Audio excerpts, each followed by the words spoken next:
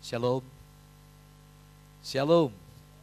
Ya, selamat siang Bapak Ibu Saudaraku. Kalau belum sempat ketemu di tahun baru, saya ucapkan selamat tahun baru. Tadi pagi saya menyampaikan pesan yang sungguh menarik untuk membangkitkan gairah kita, yaitu tentang komitmen. Tahun baru harusnya menghasilkan komitmen yang baru, sehingga situasi apapun tidak akan membuat kita itu mundur, kita akan tetap ikut Tuhan. Nah, siang hari ini kita belajar bersama-sama untuk melihat sebuah tema yang menggugah kita untuk tidak menoleh ke belakang. Kita sedang berjalan ke depan menuju kepada masa depan yang sungguh ada. Nah, saya tertarik untuk membaca dua ayat. Minta tolong ditayangkan. Ya, tolong ditayangkan. Pertama, Amsal 23 ayat 18. Memang saya tidak siapkan ini, tapi di tengah-tengah doa tadi saya kok perlu membaca dua ayat ini. Sama-sama kita bacakan, 2, 3. Amsal, sama-sama sebutkan ayat natsnya. 2, 3. Amsal 23 ayat 18. Karena masa depan sungguh ada dan harapanmu tidak akan hilang. Ngomong kiri kanan perkatakan, masa depan itu ada, harapan tidak akan hilang. Perkatakan, kalau memang itu teman dekat, di masa depanmu ada. Ya, harapanmu tidak akan hilang. Ada nyanyian, hilang harapanku, hilang. Nah, itu lagu putus asa. Jadi masa depan saudara ada. Nah, tadi kita nyanyi ada tadi dikatakan apa? Iman sepakat, bagaimana Pak Yusuf? Nyanyi tadi. Apa? Akan kuasamu ya. Apa? Iman sepakat percaya kuasamu. Mari kita baca satu ayat lagi. Ibrani 11 ayat 1. Definisi iman itu apa? Apa korelasi iman dengan pengharapan? Yang lainnya sudah ada di bahan kita ayatnya. Sama-sama, Ibrani 11 ayat 1, 2, 3. Iman adalah dasar dari segala sesuatu yang kita harapkan. Dan bukti dari segala sesuatu yang tidak kita lihat. Perhatikan di sini, iman tetap ayatnya ditayangkan. Tetap tayangkan dulu. Iman itu adalah dasar. Substansi, ya, adalah dasar dari segala sesuatu yang kita harap. Nah, apa yang saudara harapkan sekarang ini untuk tahun 2024 ditentukan dari iman kepercayaan saudara. Iman sepakat percaya kuasamu. Dan iman itu juga dikatakan bukti dari segala sesuatu yang tidak kita lihat. Itu namanya iman. Jadi sesuatu yang kita lihat itu bukan iman. Mengapa Paulus berkata dalam ayat lain, atau boleh ditayangkan, 2 Korintus 5 ayat 7. Boleh tayangkan. Sama-sama, 2, 3. Sebab hidup kami ini adalah hidup karena percaya, bukan karena apa intinya. Kita nggak tahu ke depan, tahun ini tahun politik, situasi kayak apa nanti, belum situasi perang Rusia, perang Israel, itu tentu berdampak dalam kehidupan kita. Tapi mari kita lihat masa depan kita itu ada. Dan mari kita percayakan kepada Tuhan masa depan kita. Sekarang jangan terus fokus, kata fokus dalam kamus, jangan terus memusatkan pikiran hati saudara kepada masalahnya. Ya, mari kita percaya meskipun kita tidak lihat. Karena itu hari ini kita akan belajar tahun baru, harapan baru. Ngomong kiri kanan dong, tahun baru, harapan baru. Kembali kepada materi PPT kita. Tahun baru, harapan baru. Puji Tuhan. Saudaraku yang saya kasih dalam Tuhan Yesus Kristus, saya siapkan sebuah khotbah yang inspiratif, menggugah kita. Kata Bapak Ibu Saudaraku, bisa lihat nanti di YouTube khotbah tadi pagi dan nanti sore gaya hidup yang baru. Ini punya kaitan erat supaya kita betul-betul siap menghadapi tahun baru ini.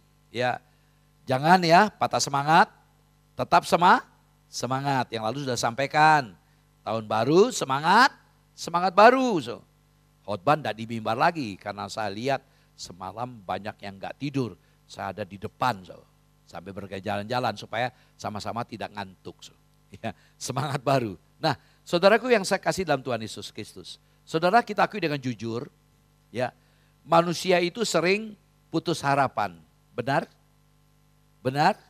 Seringkali putus harapan, ya lalu putus asa, ya karena masalah. Kita bisa putus harapan oleh karena masalah, oleh karena tekanan yang kita alami, oleh karena penyakit nggak sembuh-sembuh. Dan lucunya manusia malah sering dalam kondisi seperti itu sering bergantung bersandar kepada situasi dan hal-hal yang rentan di dunia ini. Ya, kita akui manusia berdosa. Manusia mudah kalah dan putus asa. Tapi kita yang ada di dalam Tuhan seharusnya jangan goyah, tetap kekeh, tetap teguh, tetap komitmen. Jadi apapun yang terjadi, kita tetap setia dan belajar mempercayakan masa depan kita ada dalam tangan Tuhan. Dan kita song-song tahun baru ini dengan sebuah keyakinan bahwa tahun 2024 tahun yang terbaik bagi kita. Amin. Amin. Biar ini jadi keyakinan kita. Nah saudaraku yang saya kasih, jadi jangan dulu ya. Ada pengharapan kita dalam tahun yang baru ini. Ayo aminkan, ada pengharapan kita dalam tahun yang baru ini. Amin. Amin. Ya, harus kita aminkan itu. Ya, perkataan Anda itu motivasi Anda. Sebagai doa kita juga dan Tuhan dengar. Saya pun demikian. Ya, saudaraku. Jadi kalau pengharapan kita tidak jadi kenyataan.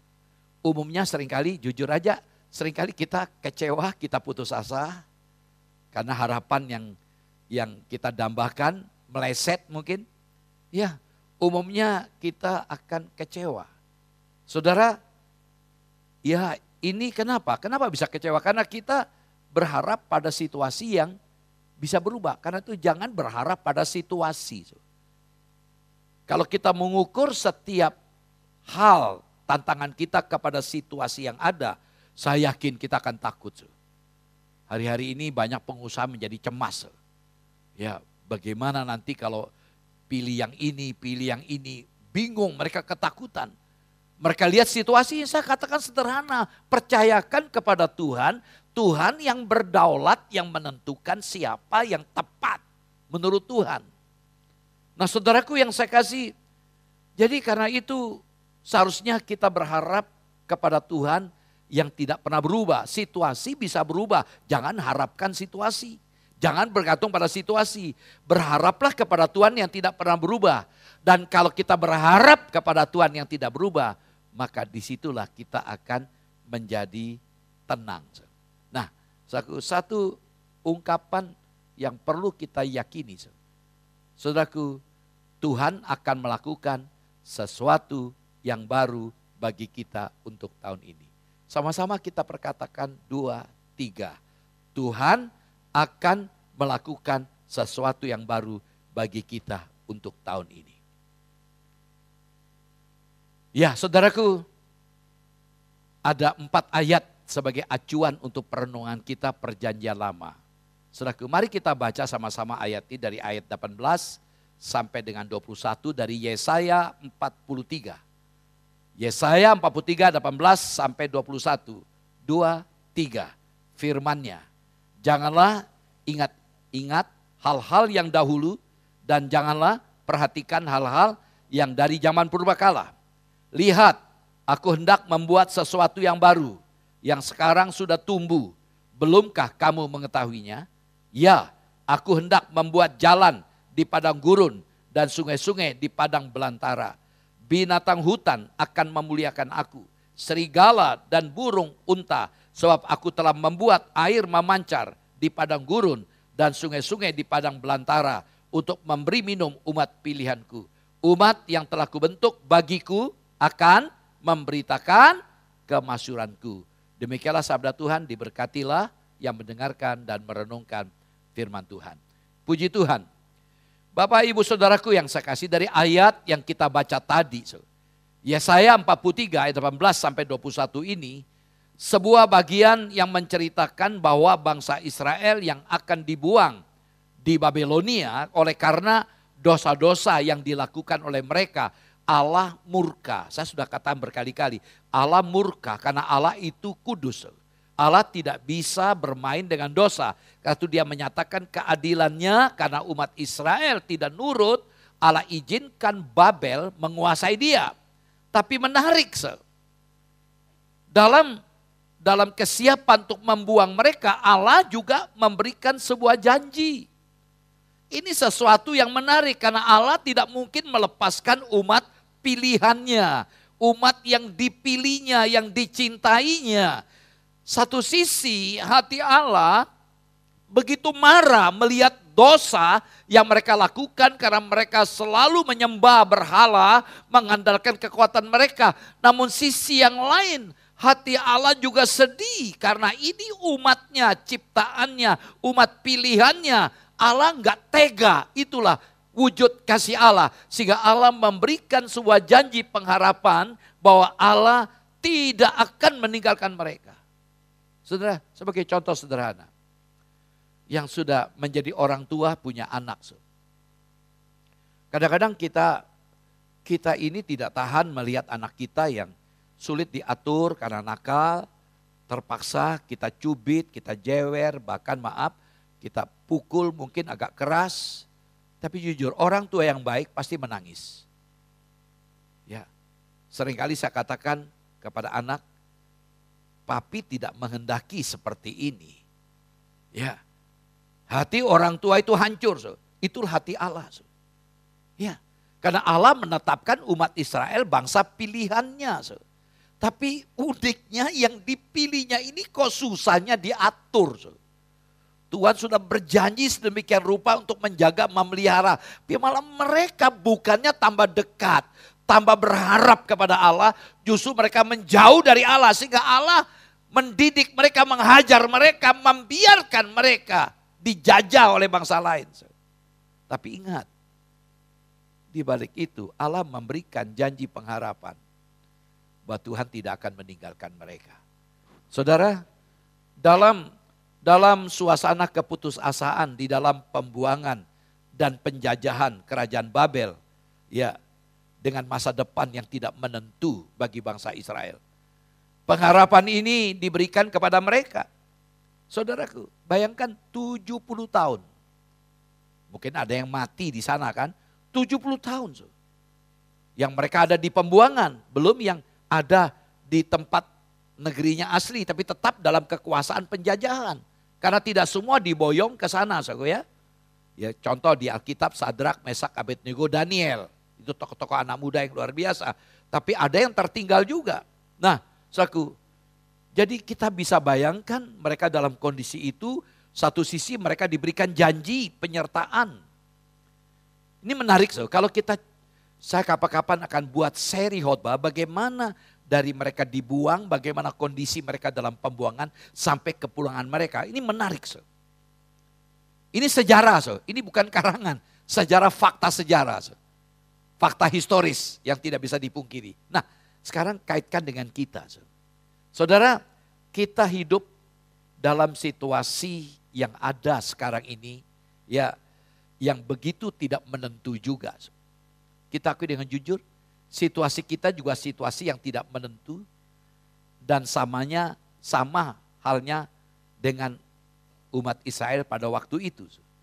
Tapi dengarkan, Tuhan pun memberikan pengharapan kepada kita siang hari ini. Dengarkan, Tuhan masih memberikan pengharapan kepada kita siang hari ini dan kita bisa melihat Allah bekerja dalam hidup saudara dan saya. Amin. Amin. Walaupun situasi tidak menentu. Karena itu jangan fokus melulu kepada situasinya. lihat di balik situasi itu ada siapa? Bukan di masalahnya ya. Di balik itu ada di jauh sana tapi ada dekat kita, yaitu Tuhan yang tidak pernah tinggalkan kita, selalu ada. Nah saudara, apa yang harus kita lakukan saat kita ada di tengah situasi yang tidak ada pengharapan ini? Mungkin siang hari ini saudara merasa, aku sudah hopeless, sudah tidak ada pengharapan. Ya, saudara merasa tidak ada pengharapan. Apa yang harus Anda lakukan? Saudaraku yang saya kasih, pertama, sama-sama kita perkatakan, 2, 3, melihat ke belakang, ingatlah kebaikannya. Ya. Melihat ke belakang, ingatlah kebaikannya. Jadi jangan terus menoleh ke belakang, lupa bahwa Tuhan juga baik dan kebaikannya tidak berubah. Nah, kita lihat ayat 18 tadi saya bacakan. Janganlah ingat-ingat hal-hal yang dahulu, dan janganlah perhatikan hal-hal yang dari zaman purbakala. Kita diingatkan supaya jangan terpaku dengan masa lalu. Kita perlu ingat sebenarnya. Naik mobil kan ada spion, naik motor ada spion supaya kita noleh ke belakang. Ya, kita tahu kondisi belakang, tapi kalau kita terus melihat ke belakang kita bisa celaka. Iya kan? Itu maksud ayat ini, janganlah ingat-ingat hal-hal yang dahulu. Nah, ayat 14. Beginilah firman Tuhan penebusmu yang maha kudus, Allah Israel. Oleh karena kamu, aku mau menyuruh orang ke Babel dan mau membuka semua palang-palang pintu penjara dan sorak-sorai orang-orang Kasdim menjadi keluh kesah. Ayat 16, beginilah firman Tuhan yang telah membuat jalan melalui laut dan melalui air yang hebat, yang telah menyuruh kereta dan kuda keluar untuk berperang, juga tentara dan orang gagah. Mereka terbaring, tidak dapat bangkit, sudah mati, sudah padam sebagai sumbu. Apa yang kita lihat dari ayat itu? Ya memang kita tidak boleh terpaku dengan masa lalu, tapi kita perlu ingat apa yang pernah Tuhan lakukan kepada mereka. Jadi ayat ini memberikan kepada kita sebuah pemahaman. Jadi ketika kita melihat ayat tadi itu ingin menekankan kepada kita. Jangan melihat hal-hal buruk yang ada di masa lampau. Itu maksudnya. Ya, karena memang kalau mau fair, dari mereka tinggal di Mesir, keluar dari Mesir menuju ke tanah Kanaan, kebaikan Tuhan luar biasa. Bayangkan siang hari tiang awan menudungi mereka, malam hari tiang api. Setiap bangun pagi ada roti, nggak capek-capek. Tidak ada pabrik roti, tapi roti dari sorga turun namanya mana. Mereka makan, nikmati makanan itu untuk 1 hari. Apa kurangnya? Ketika mereka mau keluar dari Mesir dihalangi oleh Raja Firaun. Sampai 10 kali Tuhan turunkan tulah untuk melunakkan hati Firaun sehingga Firaun akhirnya menyerah. Setelah mereka bisa keluar diizinkan Firaun. Ketika mereka keluar depan Laut Merah, Laut Tebro yang luas, tidak mungkin diseberang. Sementara Firaun mengejar mereka, siap membunuh mereka. Tapi Tuhan tolong mereka. Mereka bisa menyeberang laut. Firaun yang mengejar mati terbunuh dengan pasukannya. Apa kurang baiknya Tuhan? Saudaraku yang saya kasih dalam Tuhan Yesus Kristus. Kita tidak akan bisa melihat pekerjaan Tuhan. Kita tidak akan bisa melihat karya Allah kalau hati kita hanya melihat kegagalan-kegagalan kita di masa lampau. Kita tidak akan mengalami yang namanya mujizat. Kita tidak akan pernah mengalami namanya pertolongan Tuhan. Kalau kita hanya terpaku dengan pengalaman-pengalaman yang tidak enak di masa lalu. Padahal kita lupa bahwa Tuhan selalu ada dan bersama dengan saudara dan saya. Bahwa Tuhan ingin melakukan segala hal yang di luar apa yang saudara pikirkan, saudara rasakan. Tuhan sanggup lakukan itu. Saudaraku yang saya kasih, apa yang saudara lihat-lihat kembali tahun lalu? Karena baru kita selesai tahun 2023. Apakah kegagalan-kegagalan atau hal-hal yang membuat kita tidak bisa bangkit lagi? Mungkin kita alami itu. Sebaliknya, mari dibalik kegagalan kita, pengalaman pahit kita di masa lalu, kegagalan kita yang membuat kita terluka. Mari sebuah ajakan, ingatlah Tuhan baik, ingatlah kebaikan Tuhan. Ingatlah bagaimana Tuhan campur tangan yang bekerja dalam kehidupan saudara dari hari ini dan terus berjalan selama tahun 2024 ini. Mari kita ingat itu. Jangan hanya pikiran kita gagal, ekonomiku gagal, hidupku gagal. Saya ingin menggugah hati kita. Jangan jadi orang yang gampang kecewa. Iman adalah dasar dari segala sesuatu yang kita harapkan. Mari kita percaya. Iman yang sepakat percaya kuasa Tuhan. Ya. Iman adalah bukti dari segala sesuatu yang tidak kita lihat. Mungkin sekarang tidak nampak apa yang kita harapkan. Percaya suatu waktu akan terwujud. Karena Tuhan bekerja. Tuhan tidak berhenti bekerja. Allah kita Allah hidup. Bukan God is dead. Allah itu mati. Allah itu hidup. Ini yang pertama. Yang kedua, maaf saya tidak berikan penjelasan dari. Yang kedua, tatap masa depan, tetap berharap pada Tuhan. Tuhan akan bekerja dalam hidupmu. Mari kita perkatakan ini. 2, 3, tatap masa depan, tetap berharap pada Tuhan. Tuhan akan bekerja dalam hidup saya. Sama-sama sekali lagi. 2, 3, tatap masa depan, tetap berharap pada Tuhan. Tuhan akan bekerja dalam hidup saya. Jadi kita diminta jangan terpaku di masa lalu. Boleh masa lalu ingat kebaikannya. Dan izinkan Tuhan campur tangan bekerja. Yang kedua, lihat masa depan kita. Tetap berharap. Karena apa? Karena Tuhan bekerja. Saudaraku, jadi Tuhan kita bukanlah Tuhan yang kagetan dalam situasi yang terjadi dalam hidup saudara. Ya, kalau kita baca, cermati Yesaya 43 secara utuh, secara keseluruhan, saudara, kita akan begitu kagum kepada Allah. Tolong dibacakan di rumah nanti.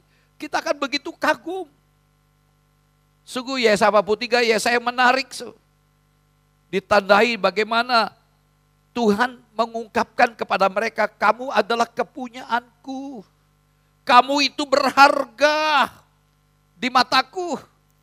Tuhan katakan, aku menebus kamu dengan Ethiopia, Mesir, Sheba, bangsa-bangsa. Jadi begitu hebatnya Tuhan memperlakukan umatnya.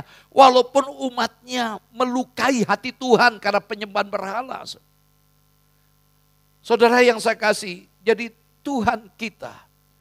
Tuhan yang kita kenal sebagai Allah yang maha kasih dan maha kuasa.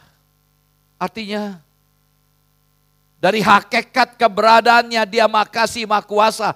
Berarti dia tidak pernah meninggalkan kita dan dia sanggup menolong kita. Izinkan Tuhan berjalan di depan kita, kita ikuti dia. Meskipun di sebelah ada gambar ini, ada jurang, enggak usah takut. Ikuti apa yang Tuhan mau, berjalanlah.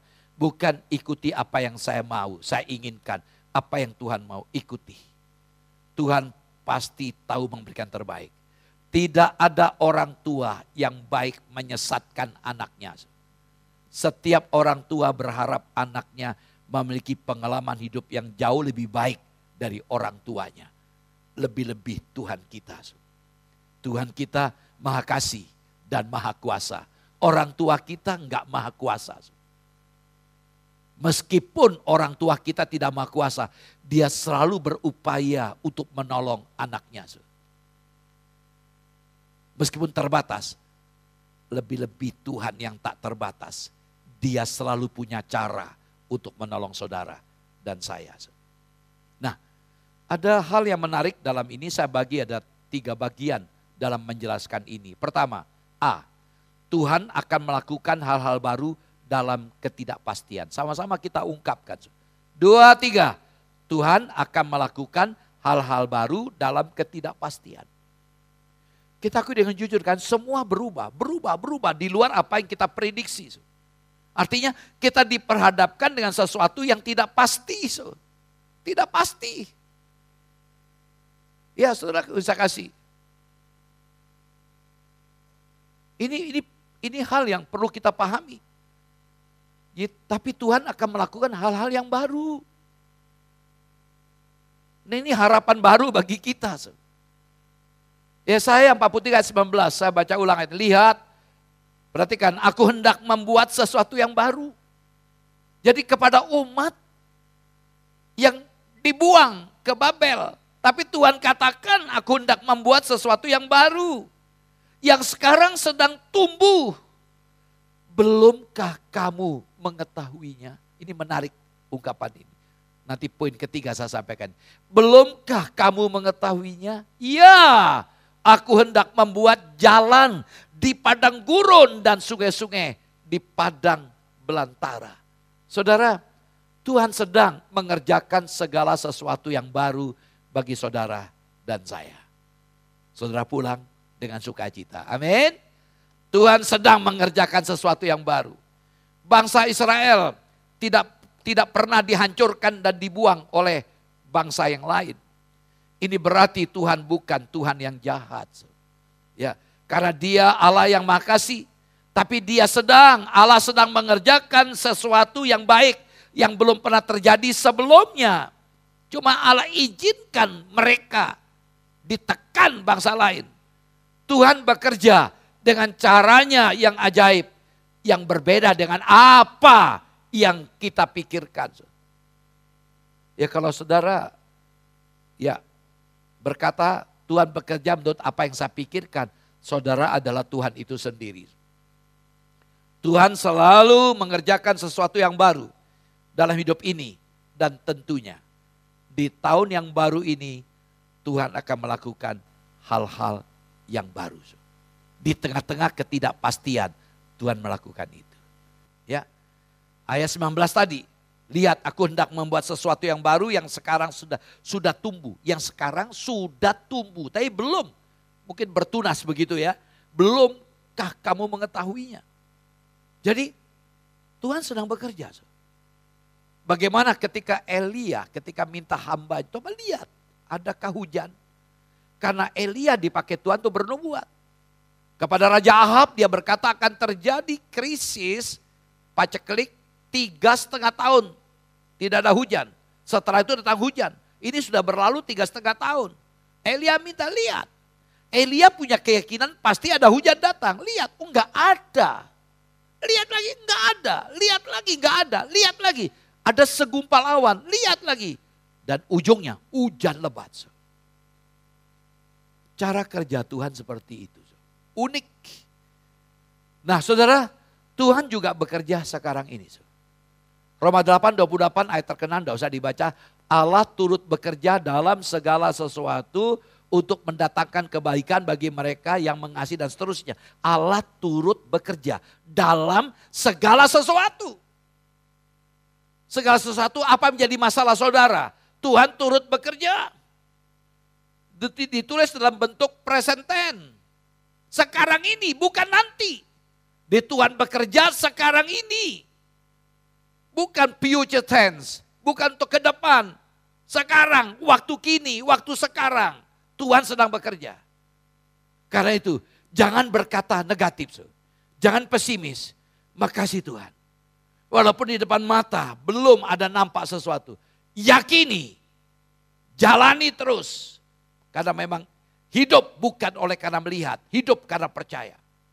Saudara akan lihat nanti. Saudaraku, dalam keadaan kita seperti apapun. Tuhan sedang dan selalu bekerja. Jelas untuk mendatangkan kebaikan. Bisa jadi maaf. Tuhan tidak menjawab seperti apa saudara inginkan. Tapi Tuhan lakukan sesuatu di luar apa yang saudara harapkan. Tapi justru itu yang lebih baik untuk saudara. Itu jawaban Tuhan. Ya, jadi bukan apa yang saudara inginkan. Puji Tuhan.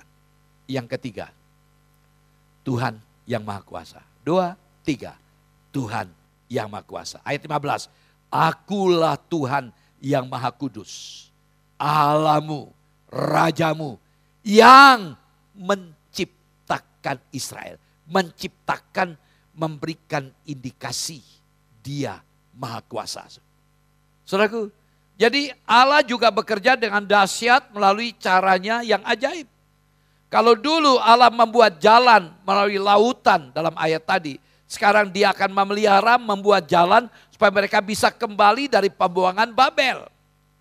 Cara yang berbeda, tetapi tetap dengan kedahsyatan Allah. Jadi jangan diformulakan. Kalau Allah bekerja harus begini-begini, saya enggak setuju.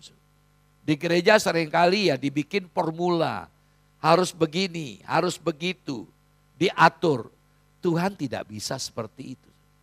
Ada banyak cara Tuhan melakukan sesuatu untuk menolong kita. Puji Tuhan. Nah, sekarang bagian ketiga terakhir. Ingatlah bahwa tujuan pekerjaan Tuhan dalam diri Anda adalah untuk memuji Dia. Perhatikan kata Anda diganti saya. Mari kita perkatakan ini. 2, 3. Ingatlah bahwa tujuan pekerjaan Tuhan dalam diri saya adalah untuk memuji Dia. Allah ingin dipermuliakan lewat setiap masalah persoalan saudara. Supaya saudara berkata, terpujilah. Tadi anak saya godain. Lep, kok papi gak pernah dengar kau ngomong, haleluya, puji Tuhan. Dia bilang apa jawabannya? Nanti kalau jadi pemimpin pujian. Itu anak saya. Nanti kalau saya pimpin pujian. Saudaraku, tolong ya, di mimbar atau dimanapun, puji Tuhan. Tapi jangan nih kalau teman kita kecelakaan, puji Tuhan. Itu namanya syukuri. Orang celaka, bukan jangan begitu ya. Tapi selalu puji Tuhan itu ucapan syukur. Ucapan syukur kita. Nah, kita lihat ayat 20. Yesaya 43 ayat 20. Bintang hutan akan apa saudara? Binatang hutan. 2, 3. Binatang hutan akan memuliakan aku. Binatang hutan akan memuliakan Tuhan.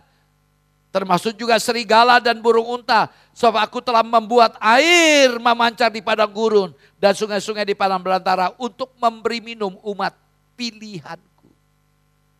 Jadi kalau binatang saja bisa memuji Tuhan, apalagi saudara dan saya umat pilihan Tuhan.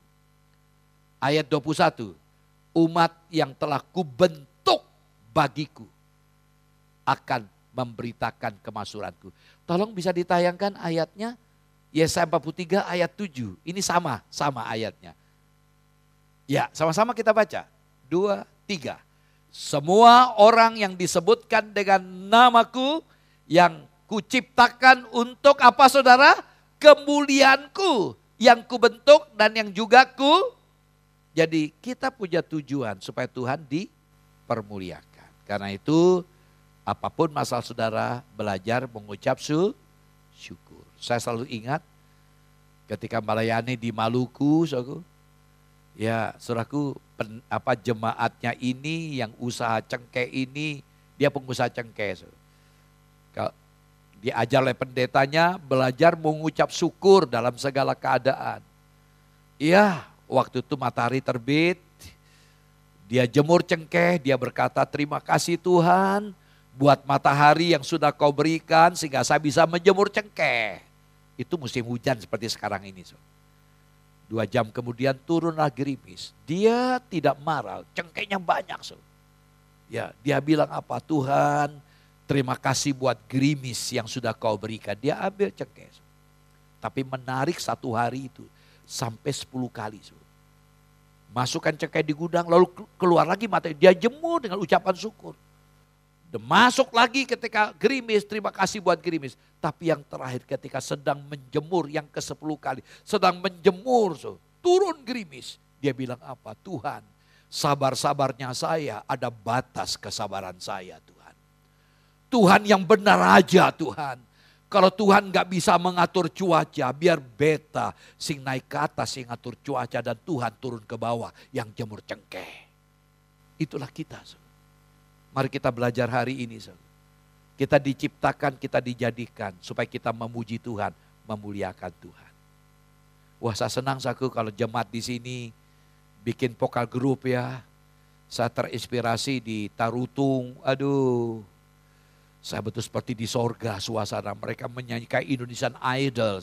Singernya bagi suara, wow. Wah, keren banget. Suara mereka baik banget. Saya harapkan mari kita banyak memuji Tuhan. Kalau kita banyak memuji Tuhan, enggak stres. Pemuji, jangan bosan-bosan ya. Jangan hanya 1 bulan dikasih jatah. Ya, orang yang sama pun enggak apa-apa setiap minggunya. Tetap puji. Kenapa? Itu rahasia panjang umur. Kalau ingin cepat mati, enggak usah memuji Tuhan. Ya, artinya apa? Memuji Tuhan itu salah satu cara terapi kita. Ada ayat mengatakan apa? Hati yang gembira adalah obat. Ya kan? Obat.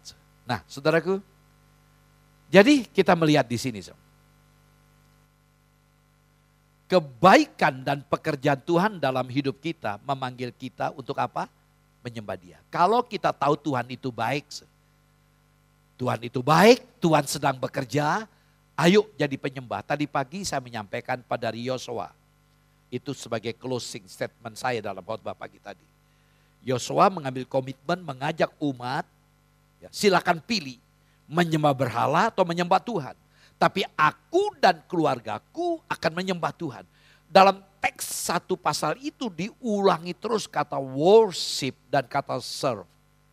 Artinya kata menyembah dan melayani. Berarti kesimpulannya apa? Kalau kita menyembah, kita harus melayani. Jadi tidak ada kata pensiun. Seorang penyembah identik dengan pelayan.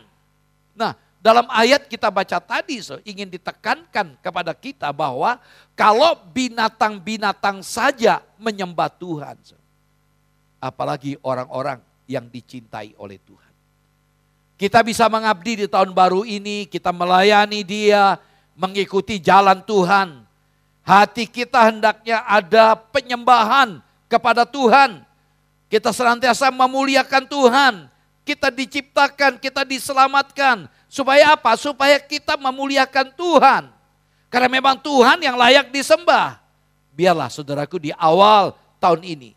Dalam situasi apapun juga. Satu komitmen. Kita menyembah Tuhan. Puji Tuhan. Saudaraku. 1 poin lagi ya, sabar ya. Yang keempat. Memanggil kita mengenali karyanya. 2, 3. Memanggil kita mengenali karyanya. Ayat 19. Lihat, aku hendak membuat sesuatu yang baru yang sekarang sudah tumbuh. Perhatikan nih, belumkah kamu mengetahuinya?